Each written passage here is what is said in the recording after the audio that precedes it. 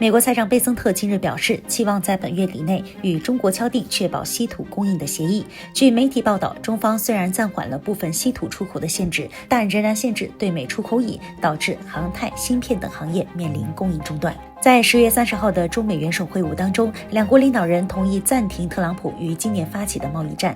根据中美双方分别发布的声明，本次会晤虽然在经贸议题上达成了一系列成果，但这些成果主要建立在双方在特定领域做出的对等让步。近日，多位美方前政要及学者在接受香港中通社采访时，向记者表示，中美关系仍然脆弱多变，中美双方应该努力克服差异，超越国家安全的狭窄视野，加深互相了解，为两国创造双赢。There's a lot of talk about decoupling. I frankly fear that there's going to be slightly more decoupling in various technologies. The concern here is national security. There are a few more areas of, say, technology coming from China to the U.S.The U.S. Policymakers say, well, that jeopardizes our national security. So, and that means there'll be a little bit more decoupling. But we're going to get to the point, though, where we can't go any farther. Because American consumers do want to have low prices. They want to get as many products as they can from around the world. A lot of that's China.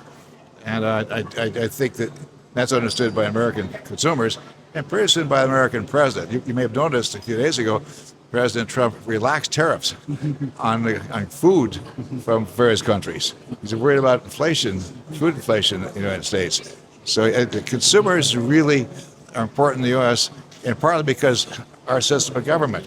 We have midterm elections this next November. People all vote, and they vote according to their pocketbook mostly. Hey, is this guy helping me or not helping me?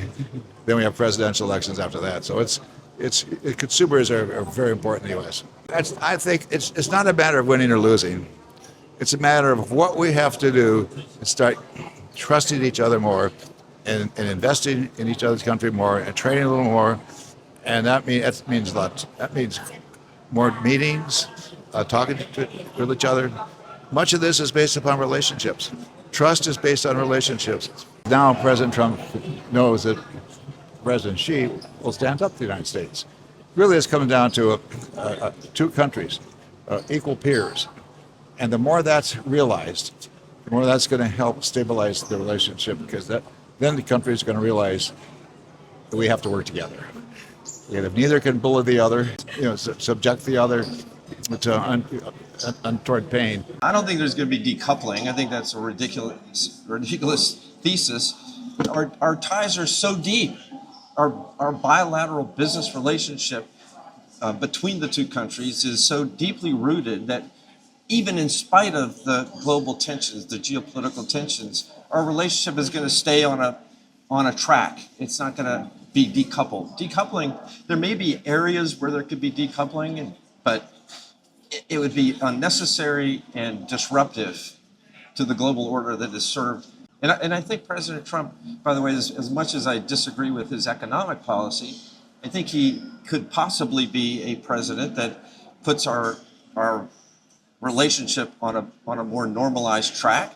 Right now, perceptions of China and the United States have been shaped by media and by harsh rhetoric from the political elite in the United States. And to the extent that the President of the United States can talk with reason about the important relationship with China and friendship with China, then people will follow. And because he has such a strong, power over public opinion in the United States. I mean, the risks are that the United States will continue to demonize China and make China out to be this existential threat to our freedoms, to our economy, to our national security.